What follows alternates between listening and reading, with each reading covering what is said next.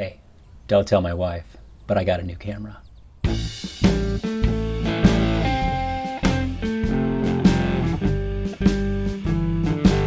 Hey there, this is Jake from the Chasing Quality Podcast. Today I'm going to talk to you about my upgrade from a Canon M50 to the Panasonic GH5s. Just so you know, throughout most of this video I'm going to be recording using my Panasonic GH5s. If I'm using anything else, I will try to mark it in a comment below.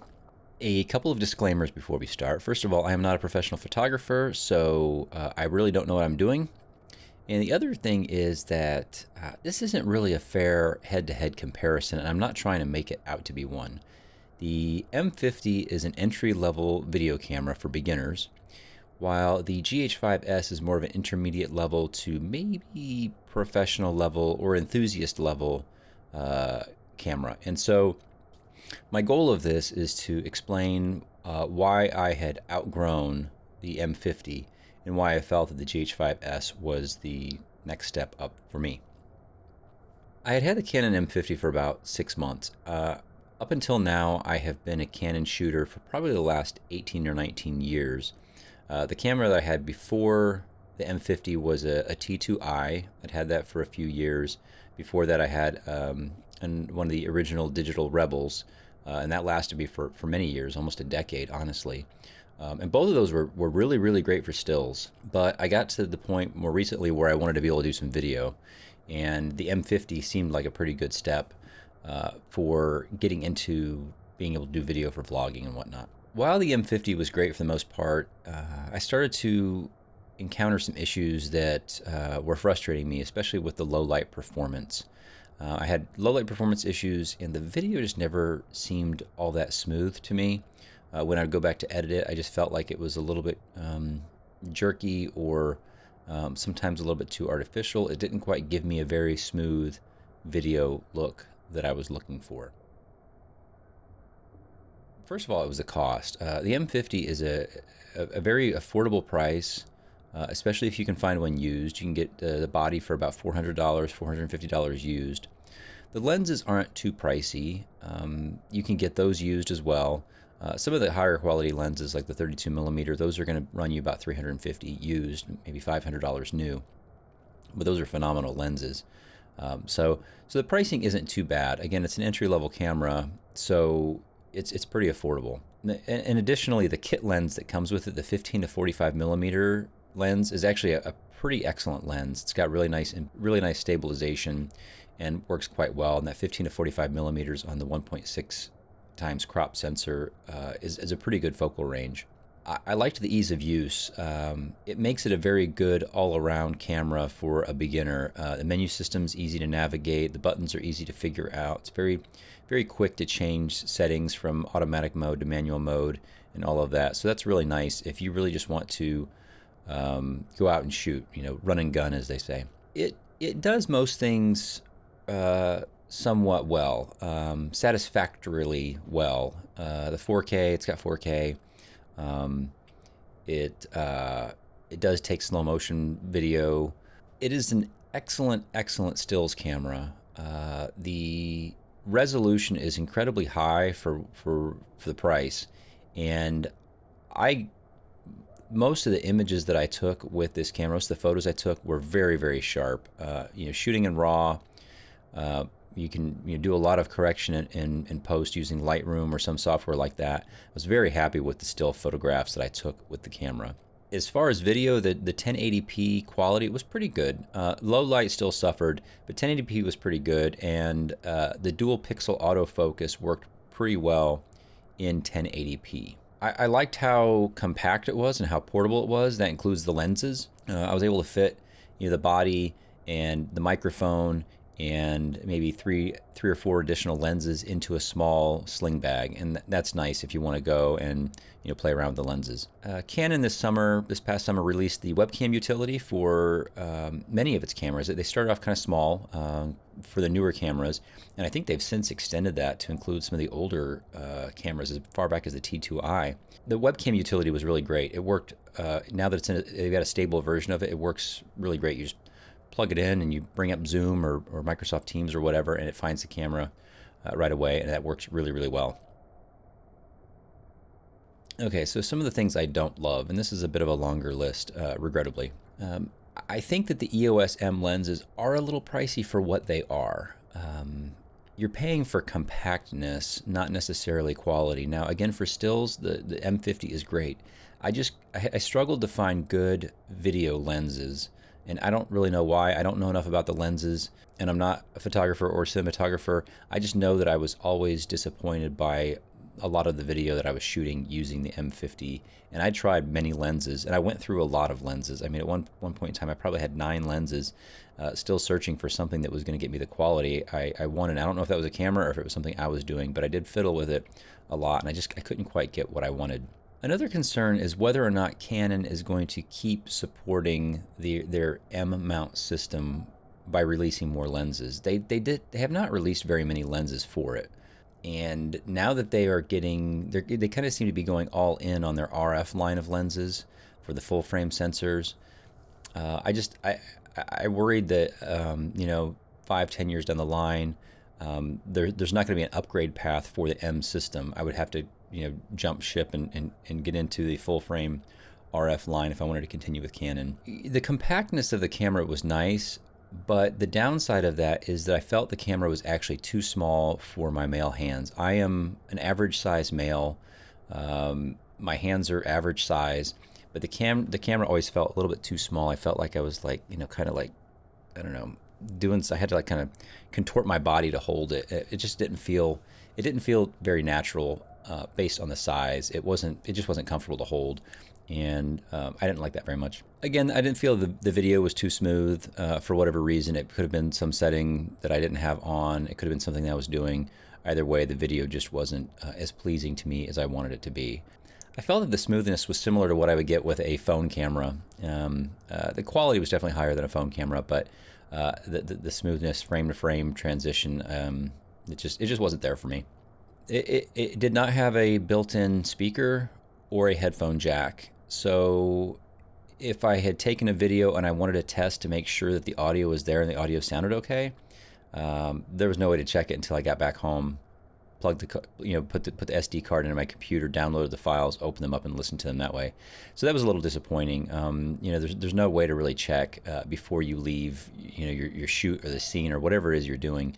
The dual pixel autofocus, which is phenomenal. It is super fast and does an excellent job with stills. I mean, you can just shoot away. You can use you can take burst photos and everything's going to be sharp and in focus. However, and you get pretty good autofocus, dual pixel autofocus in 1080p. As soon as you go to 4K, however, the autofocus is unusable. It is just it will hunt and hunt and hunt, and even if it's like a still scene, my experience was that it was still hunting.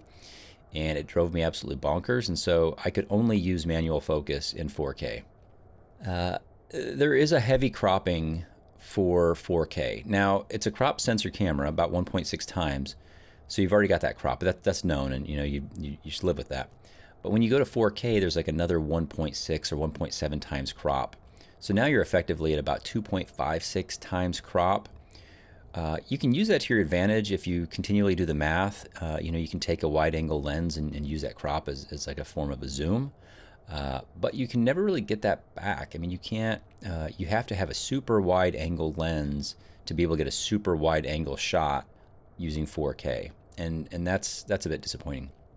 The microphone preamp, I did not feel was all that good. I felt that, I use a Rode VideeMic Go, which is like a mid-range, maybe a beginner range shotgun microphone that sits on top of the camera, and I felt that the preamp sometimes added a little bit of noise to that microphone that maybe wouldn't have otherwise been there. So, I haven't compared it side by side with other cameras, but I felt like I just wasn't getting quite the quality that I wanted. The low light performance is not very good. You're going to get lower performance with a crop sensor than you would with a full frame sensor already. And then I just felt like if the conditions were dark, the video was essentially unusable. You could try to fix it in post, you could try to adjust the exposure, but it was just, in my opinion, unusable. I couldn't bring I I couldn't bring it back. So I had a lot of footage that was super grainy and very poor. Something that really drove me nuts was the memory card slot is right next to the battery underneath the camera. That made it very difficult to swap out memory cards. And because the camera is so small, I also had trouble swapping out the batteries because the tripod mount would, it covers up the battery case. It covers up the battery door. And so if I wanted to switch the memory card or if I wanted to switch out the battery, I would have to take it off the tripod, take off the tripod mount, and then swap it out. And this GH5s that I have, it's got plenty of room, and I can reach up and I can just quickly swap out the battery. I can reach over and quickly swap out the memory card without doing anything to the tripod. So that's really just a bad design in my opinion. So another thing is that the USB connection on it is an older micro USB as opposed to a USB-C. And this posed two issues. First of all, it did not have high-speed USB. So the data rate was a little bit slower. But second of all, I had issues with connecting it to my Ronin SC. So the Ronin SC prefers to use the USB-C connector, both from the Ronin SC body into the camera body. In order to connect my M50, I had to use an adapter, a USB-C to micro USB adapter. That then, and based on where the USB connection is on the M50, I wasn't able to actually feed the cables. And so the cables, as the gimbal's rotating, the cables would hit up against parts of the gimbal. It was essentially unusable on the Ronin SC without special adapters like elbow adapters and all sorts of other things. And the Ronin SC just really didn't like those adapters for whatever reason. So, I mean, that's not all the M50's fault. It's partly the Ronin's fault. But it was still something that irritated me. And lastly, it's not weather sealed. That's not a huge deal for me. It's not a big deal breaker, but it is a nice to have if you're ever out shooting in less than ideal conditions. I did start going a little bit beyond. For a long time I was using my camera as just a family shooter, but now I'm using it a little bit more as a hobby. And as a hobby, I tend to be out in less than ideal conditions a little more often.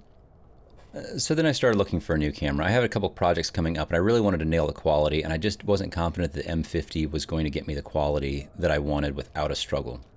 So there were a couple key features that I was seeking in my upgrade camera. First of all, I didn't want it to be too terribly expensive. I wanted to be able to trade the camera body, the Canon M50, with the several lenses that I had for a new camera with maybe fewer lenses and try to nearly break even. The second thing is that I really wanted the 10-bit video in the camera to be able to record internally. There are some cameras that you can record 10-bit video externally to an external monitor, but I wanted it internal. I also wanted 2 memory card slots. I wanted something that could shoot in log, and I wanted something with very good low light performance. It was really the low light performance, the 10-bit video, and the log that were really key characteristics for me. I looked at several cameras. I looked at the Canon R. I looked at the Canon RP. I looked at the Sony A7 III. I looked at. I even considered maybe just going to a higher end iPhone. And then I looked at the Panasonic GH5 and the Panasonic GH5s. In the end, it was really the GH5s that won out. The GH5s's low light performance is good, 10-bit video. I liked a lot of the other features for video on the GH5s, and it kind of ended up being for me a no-brainer specific to what my needs were. So let's talk about the GH5s and what I have loved about it, and then what I don't love so much about it. Probably the number one thing that I love about the GH5s is the low light performance. If you go and you see comparisons side by side of the GH5 to the GH5s, the low light is amazing on the GH5s compared. I mean, you get several stops better low light performance out of the GH5s. Now you can push it too far and you do get grainy in super dark conditions, but you can shoot in pretty dark conditions and get usable footage out of the GH5s. They achieve this through using what they call the dual native ISO, which at a certain higher ISO level, it basically switches to that being the native base ISO, and that allows them to reduce the amount of grain in the image. It's pretty sweet. I love the colors that I get out of it. The shooting with V-Log-L in the camera is great. Additionally, you can shoot with the V-Log-L, and you can apply a LUT to the camera display. So although it's recording in V-Log-L, you can view it live with what it would look like with the LUT applied, and that allows you to see see the colors and things like that, so you can make sure that you're right on. Otherwise, it's going to show up as like all washed out, and that's a little bit harder to really know what your final scene's likely to look like. You can record internally 10-bit up to 4K the digital cinema 4K. That's pretty awesome that you can get that 10-bit. Now, at that 10 bits, you are going to push those file sizes. The bit rate ends up being pretty high, and so those file sizes are large.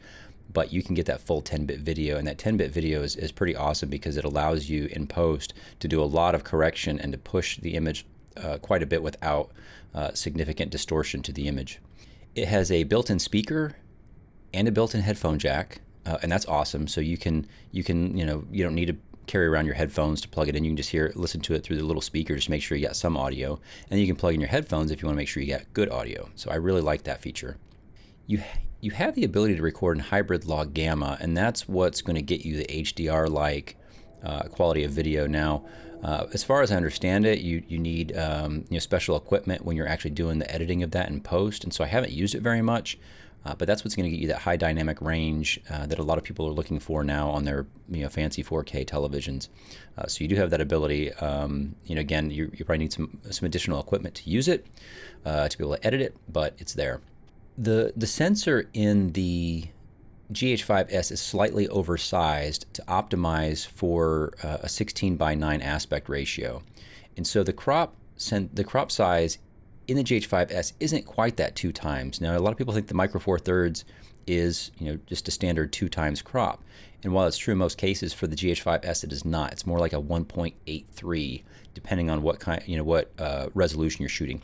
If you're shooting in digital cinema 4K, it's actually something more like 1.79, and that's pretty cool. So that gets you a slightly bigger image.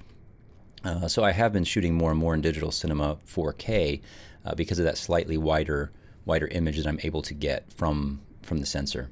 The choices for resolution and bitrate are pretty incredible. I mean, you can shoot all the way up to 400 megabits per second if you want to. You're gonna get super great quality.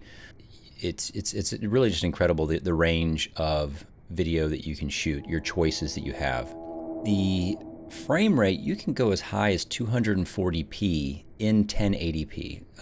So 240 is super slow as far as what you would get for playback. That's pretty incredible. Now, I don't shoot that very often. That would only be if I really wanted to truly slow something down, like water dripping or some sort of crazy action shot. Most people are going to shoot in 60 frames per second if they want like some sort of slightly slowed down B-roll. And the 240 frames are really going to eat up your memory cards. But it's really awesome having that, and I'll show you some samples later. Now, up in 4K, you can only shoot up to 60 frames per second. But again, 60 frames per second is still pretty darn good. Now, the one caveat is that when you switch to the higher frame rates, you can only do 8-bit video as opposed to 10-bit video. Not a big loss, but it's something to be aware of. You can use a shutter angle as opposed to a shutter speed for setting how quickly your shutter opens and closes. The shutter angle is really cool because you set that, and then you can switch frame rates and never have to worry about it. The camera automatically calculates it out to that ideal that your shutter speed is twice your frame rate. So if you're shooting in 24 frames per second, you want it to set it to 1/48. Well, if you set the shutter angle to roughly 180 degrees, it automatically does that for you. And then if I switch it to 60 frames per second, it automatically doubles it. And so that's really nice to have that feature. I love the way it feels in my hands. It just, I don't know, it's kind of stout, kind of fits comfortably in my 5'11" male hands. It feels great. The Micro Four Thirds system is It's got a pretty good range of lenses. You can get some nice third-party lenses for it. Panasonic and Olympus have made quite a few standard lenses, prime, zooms. There's some manual lenses out there. Plenty of lenses probably for what you need. You can get a couple anamorphic lenses for micro four thirds. So it's a pretty well developed lens mount system. I'm not sure how much life it has left in it now that so many camera makers are going to full frame, but it's got a good variety of lenses. It has 5 custom function buttons for quick settings, and these are distributed around the camera, and you hold it down for 1 or 2 seconds and you get this menu of about 20 pages worth of quick settings that you can apply by simply pushing that button. It's really awesome for focus peaking and converting to black and white, preview, and various other things. Really awesome. Makes it quick to change a lot of settings. Another thing that's cool is it's got this optical teleconverter. It's a 2x optical teleconverter when you're shooting in 1080p. So what you can do is you can set one of your custom function buttons to turn this on. You push and you turn on in 1080p. It basically zooms in 2 times and turns your 25mm lens into a 50mm lens almost instantly. It doesn't work in 4K. It only works in 1080p. But it is really helpful. I've used it several times, and you get, then instead of, so you're still shooting in 1080p, so you're not, eating up a bunch of memory with a 4K, but you can zoom in and get, a nice clear image. I like the Wi-Fi and Bluetooth connectivity on this camera. On the Canon M50, it was finicky. On this one, it's pretty smooth. If you leave the Bluetooth on, as soon as the camera fires up, it can find your phone and it connects to your phone, and you've got Bluetooth on. You can bring up the app, and then you can quickly, do whatever you got to do with the app as far as live view, or use it as a remote, trigger and all that stuff. It works really well. I like that a lot. It's got dual memory cards. I have not quite gotten to the point yet where I've needed both cards, but I've gotten very close. And so at some point, someday, I will probably need both cards, and it's kind of a seamless thing. And you can choose which card it gets recorded to, or you can just use it kind of as an overflow. It's very nice. And weather sealing. It is weather sealed. I don't worry too much about that, but it's nice to not have to worry about it if I'm out in some moist conditions or rough conditions, dusty conditions. Very nice. Okay, so a few things that I don't love about the GH5s, and you can't always get what you want, One thing is the steeper learning curve. This is it's an intermediate level camera, and so if you buy it, be prepared to spend quite a bit of time going through the menu system and figuring out what all of the different options mean. Try them out, test them, see what you like. It also can be sometimes tricky to change the settings, because you may have multiple steps. For example, if I want to turn on a higher frame rate, I often have to first change the video quality to be able to enable the variable frame rate, and then go to the variable frame rate to change that. You can use your custom menu buttons to make that a little bit quicker, but you'll find that you'll quickly run out of those custom buttons because you're going to love them so much that you're going to assign so many different things to them. It is limited for stills photography. Bottom line. Yes, with about 10 megapixels, you can get some pretty good images, and I will take stills for family photos and all of that stuff. If I were a professional photographer, this would not be the camera for me.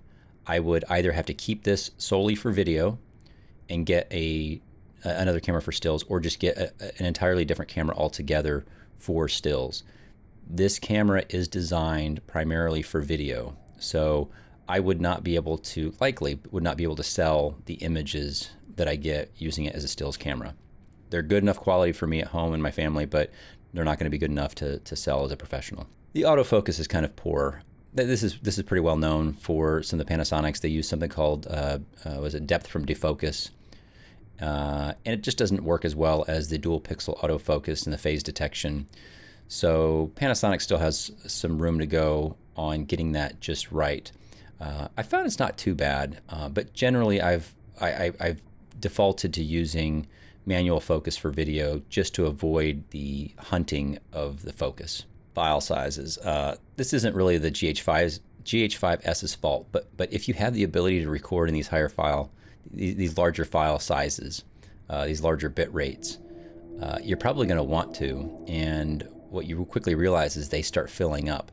So if I'm shooting digital cinema 4K 10-bit, that's 150 megabits per second as the lowest end of the range. And you can go up as high as 400 megabits per second. But 150 megabits per second, that's over a gigabyte per minute of video, and that fills up very, very quickly. So again, not the GH5s's fault, but just something to be aware of is that when you have these higher bit rates, you want to record in them. And if you record in them, you're going to fill up your cards pretty quickly. The webcam utility, Canon has their webcam utility. They did a pretty good job developing that this summer, and it's at a pretty nice stable level. The Panasonic's web utility for like a webcam is still not quite there. It's not bad, and I've used it quite a bit recently, and I don't have a lot of problems with it, but there are a few quirks that I hope they work out very soon. And lastly, the small sensor size.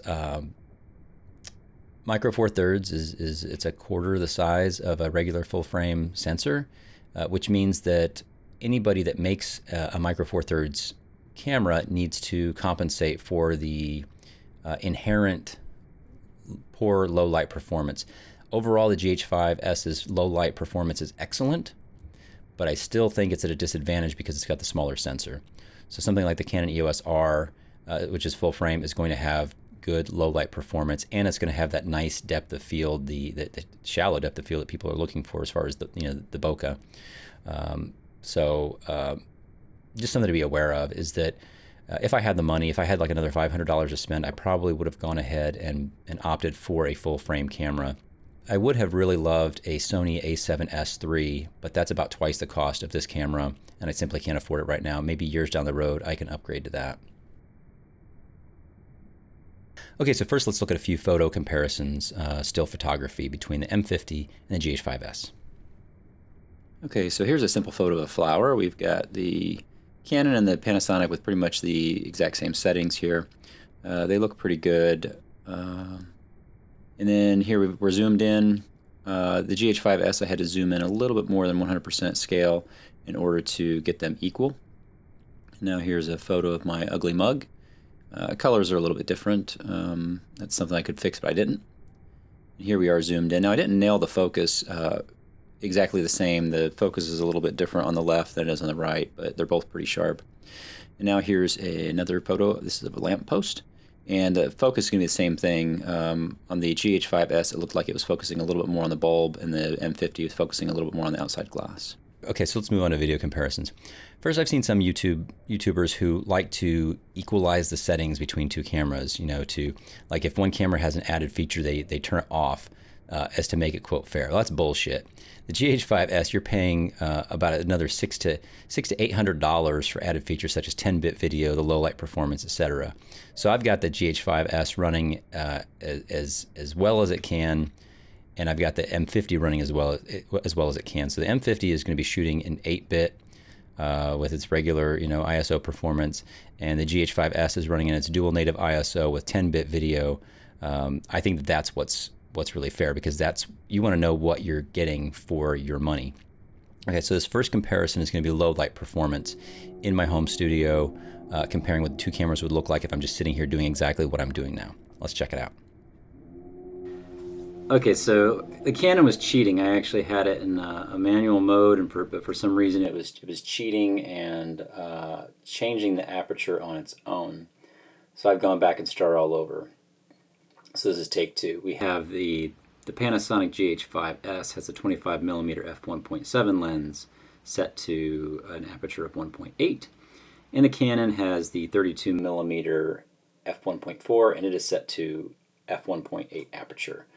Both are set to a shutter speed of roughly 1/50. I'm using the shutter angle for the GH5s, so it's a little bit different, but it's essentially the same. I have a little bit of light coming from a softbox here, and I have a couple of lights in the back. You can see the red light that's hitting the painting in the back, and then a blue light down at the bottom. Right now the color rendering on the screen, at least for the Canon M50, looks pretty nice and rich. But that could be because I'm using a flatter profile for the vlog in my GH5s. Let's go ahead and switch to a higher aperture. I'm switching the Canon to,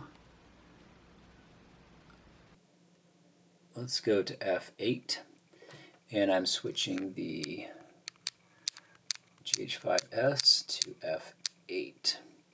Okay, now we are at f8 for both of these. Not bad. I'm starting to see noise with the Canon. I'm not seeing the noise yet with the GH5s, but that's f8. Autofocus still seems to be doing okay with both of them. Let's go ahead and switch to 16. Canon first, that's f16. And GH5s f16. Now I have both of these are set for auto ISO. I don't know. The Canon's definitely starting to reach its limits for autofocus. I can see it struggling a little bit. But that is set to f16. This is pretty dark. I'm now going to turn off my light, my softbox, and see what happens. Okay, so that is pretty dark. Pretty dark. I do have those lights in the background. You can see my image. So that's what the low light looks like. Turn that back on, and I'm actually going to turn this up to 50% there. So now I've got my softbox at a pretty good brightness, and we'll see what that looks like. I'm going to go ahead and turn it to 100%.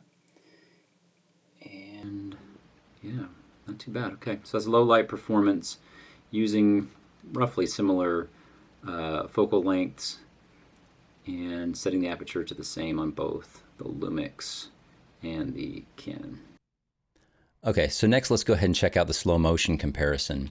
The Canon M50 can do up to 120 frames per second in 720p, whereas the GH5s can do up to 240 frames per second in 1080p. That's pretty amazing. That's probably definitely a class leader there. So I'm going to set the GH5s to 240 frames per second, 1080p, and the M50 120 frames per second and 720p. Let's check it out. Okay, so here on the left we've got the Canon M50 720p at 120 frames per second. On the right, the GH5s 1080p at 240 frames per second. For the GH5s, I had to speed it up to 225% playback to match the M50.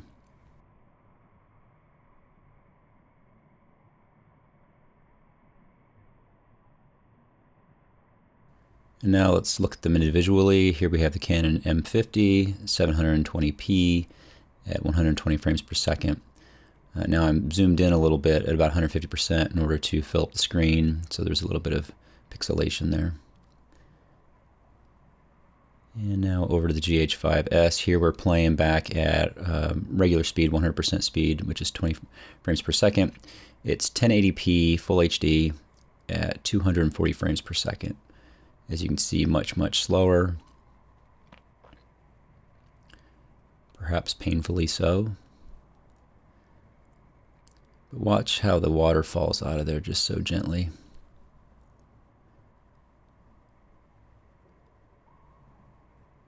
Very nice. Okay, and lastly, let's go ahead and check out some handheld vlogging performance. I've got both cameras up on small handheld tripods. One's a Joby, one's kind of like a Joby. And I've just got them held out at arm's length, and I'm going to be walking around outside. So let's check that out. Okay, now we're going to try the vlogging setup. On the Panasonic, I've got the 12 to 35 millimeter f2.8. It's currently set to f6.3. On the Canon M50, I've got the 15 to 45 millimeter f3.5 to 6.3, currently set to 6.3.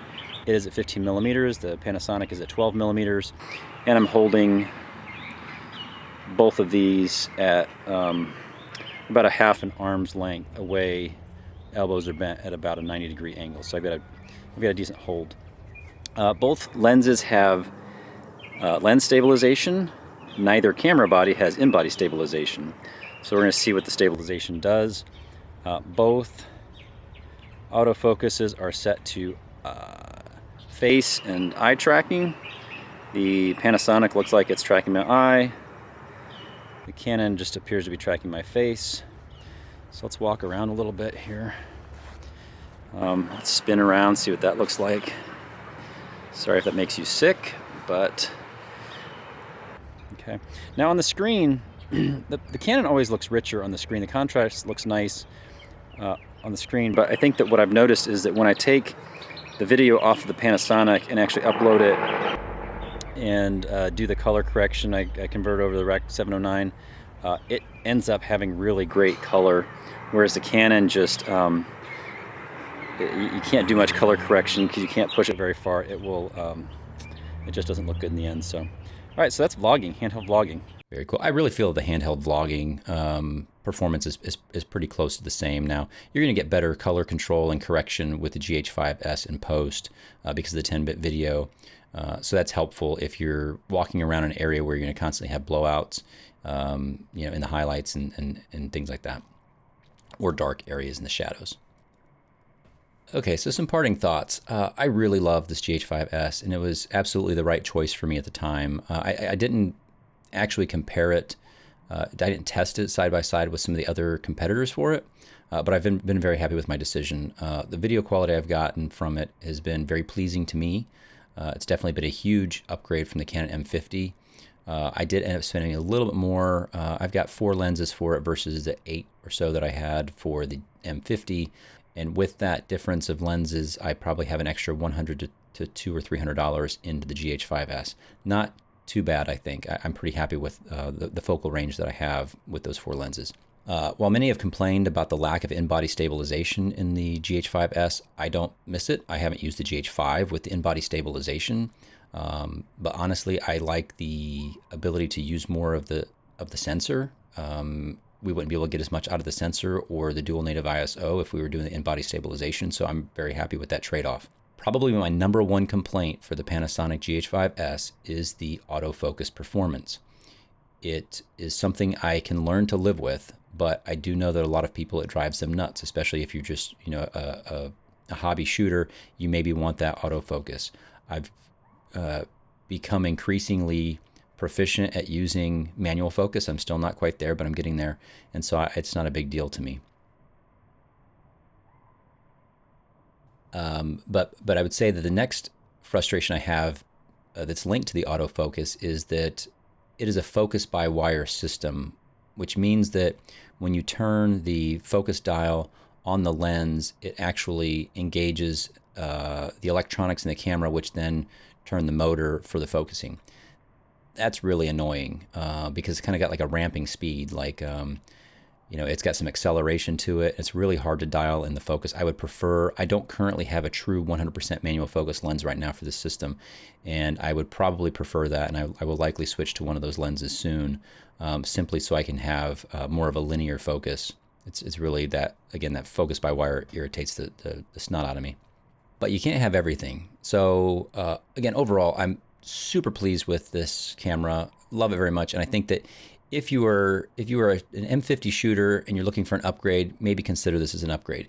If you're a new shooter and you're trying to decide between the M50 and the GH5s, you know, think about what you really need. You know, there are going to be cost trade-offs. If you're a beginner, you may want to go with the M50 if you don't want to take the time to learn how to use the GH5s. If you're willing to take the time to use the GH5s and you know you're going to use it a lot, you may want to go straight to that. I mean, I've been very happy with it, and that's where I'm at now, so I don't see myself upgrading anytime soon. Okay, well, I hope that you've found this video useful. If you haven't checked out the podcast, please do. Chasing Quality. You can find us on Stitcher, Spotify, iTunes, other major podcasting platforms, or you can go straight to our website, chasingquality.transistor.fm. And until next time, you keep chasing that quality, because you know I will. Bye-bye.